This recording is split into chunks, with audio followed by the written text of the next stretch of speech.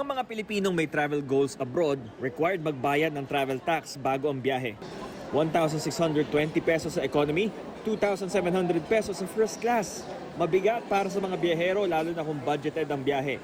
May panukala sa Kamara kaugnay niyan.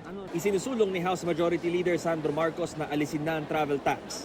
Hindi naman ani yan nagagamit ng maayos ang pondo na mula sa tax. Actually, the funds that are allocated to it are very scarcely or hardly used as efficiently as possible. Alinsunod sa Republic Act No. 9593, 50% ng travel tax na pupunta sa pagtatayo ng mga tourism infrastructure tulad ng mga rest at visitors area at mga jetty port. 40% na pupunta sa Commission on Higher Education para sa tourism education at 10% para sa pagpapanatili ng mga heritage structure sa bansa. Nakipagpulong din daw si Congressman Marcos sa Department of Finance at suportado nito ang kanyang panukala. Hahanapan daw ng ibang pagkukunan ng pondo ang mga pinaglalaanan ng travel tax.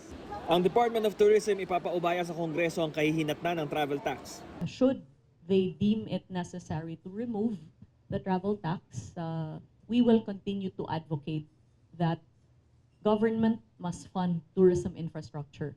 Ikinatuwa ng ilang mga biyahero sa paliparan ng panukala. Mas okay yun kasi para mas ma-promote yung tourism saka mas malesan yung gastos natin kung may plano tayong mag-travel. Dagdag siya sa expenses kasi yung airfare din hindi rin, mataas din kasi yung airfares ngayon. Kung dala mo 1,000 lang, di kulang. Hindi ka pa pala makakaalis. Oo.